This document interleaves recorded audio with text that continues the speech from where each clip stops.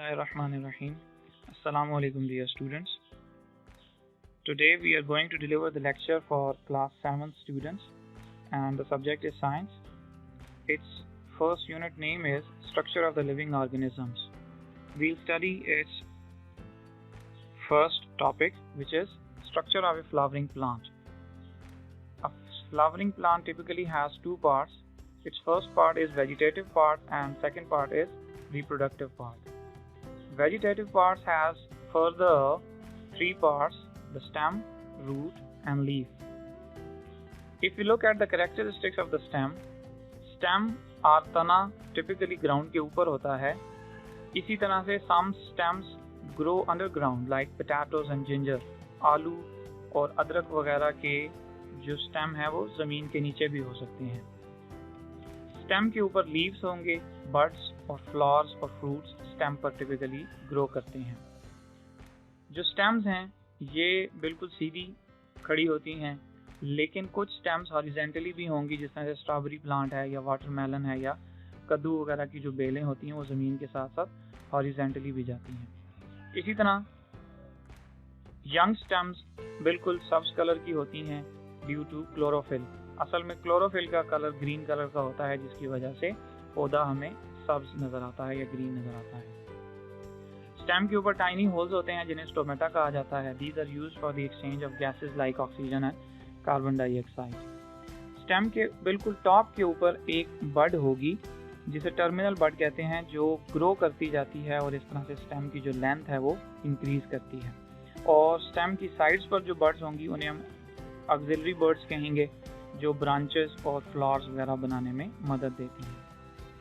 Function stem का जो main function है वो ये है कि वो लीव्स को जगह प्रोवाइड करता है ताकि उन्हें एयर और सनलाइट मिल सके. इसके अलावा ये पानी और खुराक को ट्रांसपोर्ट करने के लिए भी यूज़ किए जाते हैं. It holds the flower expose to air for pollination. और फोटोसिंथेसिस जो सी है वो यंग स्टेम्स में हो सकती है. सेकंड जो इसका पार्ट था root is the underground part of a plant. ये ज़मीन के अंदर होता है और इसका कलर ग्रीन नहीं होगा. और सबसे नीचे जो रूट टिप होगी वो लेंथ में इंक्रीज करती जाती है. और रूट के हेयर होंगे जो पानी और मुख्तलिफ साल्ट्स वगैरह ज़मीन से एब्जॉर्ब करते हैं.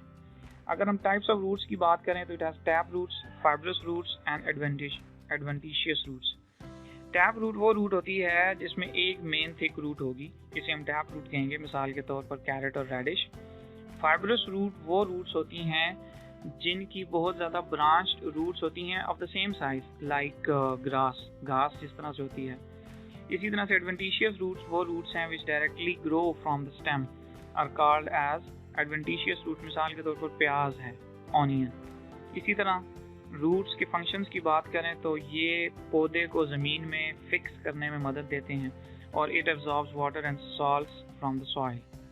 Leaf is the third part of the vegetative parts. Leaf flat होते हैं, ग्रीन कलर के होते हैं और ये स्टेम के ऊपर नोड्स में से ग्रो करते हैं. इनका जो अपर सरफेस है वो शाइनी होगा, चमकदार होगा, जबकि जो लोअर सरफेस होता है वो डल होता है. Flat green part is called as leaf blade और लैमिना. इसी तरह ये जो लीफ हैं ये अटैच्ड होंगे स्टेम के साथ बाय अ लीफ स्टॉक और पेटियोल. पत्ते के बिल्कुल दरमियान में एक लाइन जा रही होती है, उसे हम मिड रिब कहते हैं.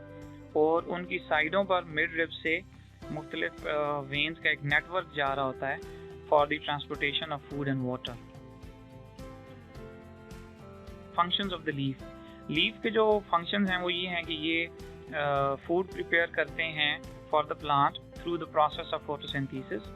और लीफ के ऊपर टाइनी होल्स भी होते हैं जिन्हें हम स्टोमेटा कहते हैं for the exchange of gases. और कुछ जो थिक और फ्लैशी किस्म के लीव्स हैं वो खुराक को भी स्टोर करने की सलाहियत रखते हैं.